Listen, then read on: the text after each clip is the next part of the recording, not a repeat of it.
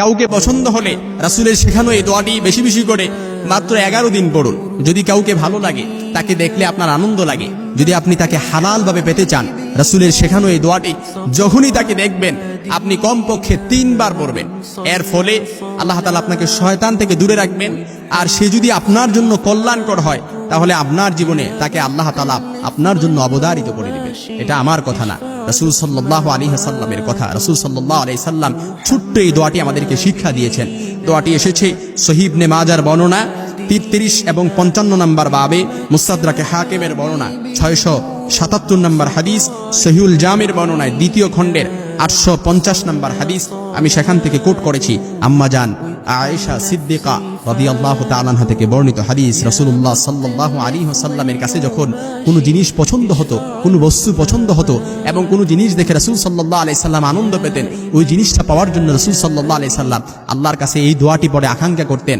আর আল্লাহ তাআলা যদি এই জিনিসটা রাসূলের জন্য কল্যাণকর মনে হতেন, আল্লাহ তাআলা তার জন্য অবধারিত করে দিতেন।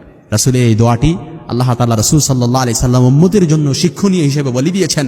আপনি এই দোয়াটা যদি পড়তে পারেন, আর কাউকে দেখে আপনার ভালো লাগছে, আপনার জন্য তাকে দেখলে আপনার আনন্দ লাগে, তা সে যদি আপনার জন্য হালাল মনে হয়, আল্লাহ তাআলা যদি হালাল তাকে আপনার জন্য হালাল ভাবে আপনি তাকে পেতে চান, আর তাকে আল্লাহ তাআলা যদি আপনার জন্য কল্যাণকর মনে হয়, আল্লাহ তাআলা তাকে আপনার জন্য অবধারিত করে দেবেন ইনশাআল্লাহ এই দোয়াটি পড়ার বরকতে। কারণ উত্তম জীবন সঙ্গী এটা হচ্ছে দুনিয়ার সর্বোত্তম সম্পদ, উত্তম জীবন সঙ্গী। এই জন্য দোয়াটি আমি বানান করে আপনাদেরকে শিখিয়ে দিচ্ছি। ছোট্ট এই দোয়াটি রাসূল সাল্লাল্লাহু আলাইহি সাল্লাম বলেন, আলহামদুলিল্লাহিল্লাযী বিনিআমাতি তাতিম্মুস সালিহাত। আপনি এই দোয়াটি পড়বেন, যখনই তাকে দেখবেন ছোট্ট এই দোয়াটি 3 বার পড়বেন, আলহামদুলিল্লাহিল্লাযী বিনিআমাতি তাতিম্মুস সালিহাত। আমি আবারও শিখিয়ে দিচ্ছি, আলহামদুলিল্লাহিল্লাযী বিনিআমাতি তাতিম্মুস সালিহাত, আলহামদুলিল্লাহিল্লাযী বিনিআমাতি তাতিম্মুস সালিহাত। আয় আল্লাহ, প্রশংসা আল্লাহর জন্য যার নিয়ামতে ভালোবাসাগুলো সাধিত হয়। প্রশংসা আল্লাহর সর্বাবস্থায়। আপনি যখন এই দোয়াটা পড়বেন, আল্লাহ তাআলা যদি ওই ব্যক্তিটা আপনার জন্য কল্যাণকর হয় আপনার জীবনে, তাহলে ওই ব্যক্তিকে আল্লাহ তাআলা অবধারিত করে দেবেন ইনশাআল্লাহ। যখনই তাকে দেখবেন এবং কোনো জিনিস আপনার পছন্দ হয়েছে, যখনই এই জিনিসটা দেখবেন আপনি এই দোয়াটা পড়বেন, কমপক্ষে 3 বার পড়বেন।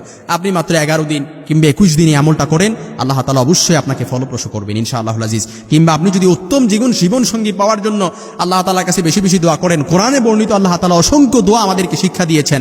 আল্লাহ তাআলা শিক্ষা দিয়েছেন, রব্বানা হাব লানা মিন আজওয়াজিনা ওয়া যুররিয়াতিনা কুররাতা আয়ুনি ওয়াজআলনা লিল মুত্তাকিনা ইমামা। আয় আল্লাহ, আপনি আমাদেরকে এমন স্ত্রী ও সন্তান দান করেন যাদের দেখলে আমাদের চক্ষু শীতল হয়ে যাবে, আমাদের চোখ জুড়িয়ে যাবে।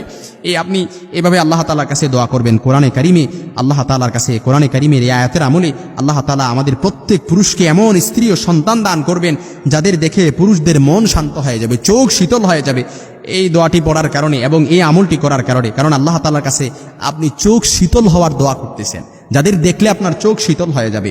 মহান আল্লাহর কাছে উত্তম জীবন সঙ্গী লাভের প্রত্যাশা করা তাদের উচিত। মহান আল্লাহর কাছে তারই শেখানো ভাষায় আবেদন করা। আল্লাহ তাআলার কাছে সব সময় আমরা যেন উত্তম জীবন সঙ্গী লাভের জন্য দোয়া করতে পারি। আল্লাহ তাআলা যেন আমাদেরকে তৌফিক দান করে। রব্বানা হাব লানা মিন আজওয়াজিনা ওয়া যুররিয়াতিনা কুররাতা আয়ুনি ওয়াজআলনা লিল মুত্তাকিনা ইমামা। এই জন্য যুবকদেরকে আমি বেশি বেশি তাদেরকে আমি বেশি বেশি মোটিভেটেড করব।